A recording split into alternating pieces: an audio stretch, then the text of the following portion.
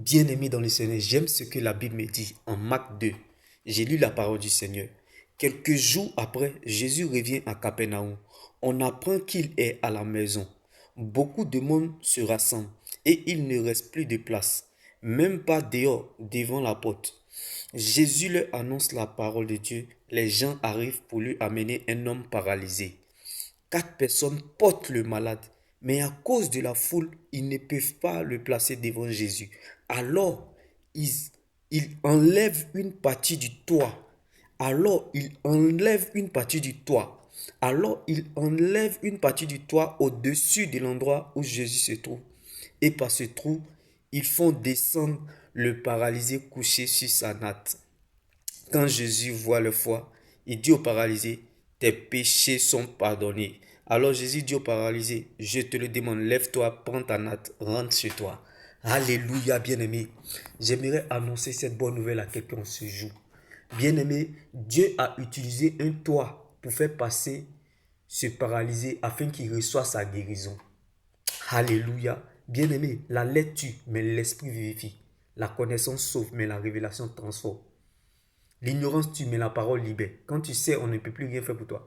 Mais ce que tu ignores peut t'envoyer très loin. Dieu a utilisé le toit pour faire passer un paralysé afin qu'il reçoive sa guérison.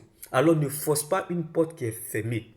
Bien-aimé, ne te presse pas, ne te précipite jamais en prenant une décision. Ne sois pas pressé, ne force pas les choses. Ne force jamais une porte qui est fermée. Car quand une porte se ferme, bien-aimé, n'oubliez surtout pas que la porte en elle-même a deux faces, une extérieure et une intérieure. La face de l'extérieur est plus grande que celle de l'intérieur. Dieu n'a pas utilisé une porte pour faire passer un paralysé pour qu'il reçoive sa guérison, mais un toit.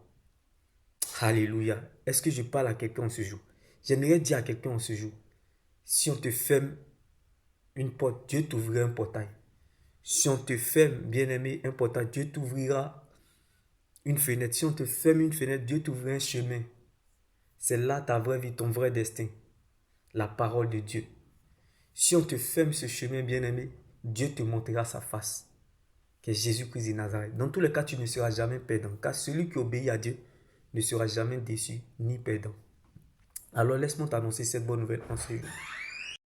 Rappelez-vous que Dieu a fait passer le peuple d'Israël par la mer Rouge. Dieu a utilisé la mer Rouge pour faire passer le peuple d'Israël, pour faire traverser le peuple d'Israël. Dieu n'a pas utilisé une porte. Bien-aimé dans le Seigneur. Dieu a utilisé même le sous-sol, la mer Rouge, pour faire passer le peuple d'Israël. La Bible pouvait nous le dire, les murs de Jéricho sont tombés. Dieu n'a pas utilisé une porte pour faire...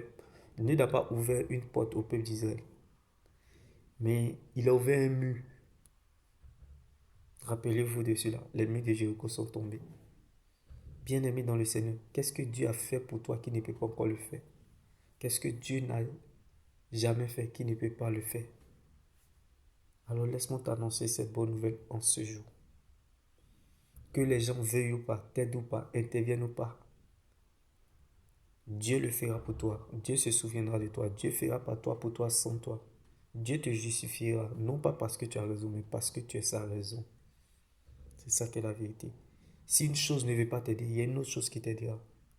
Si les gens n'ont rien à faire avec toi, Dieu a quelque chose à faire avec toi. Ne cherche pas à savoir si les gens sont avec toi, mais cherche plutôt à savoir si Dieu est avec toi.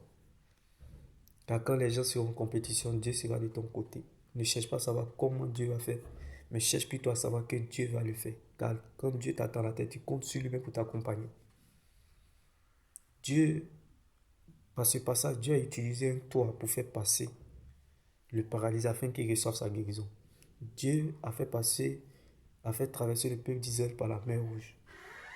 Dieu a ouvert un mur pour faire passer le peuple d'Israël. C'est quoi Dieu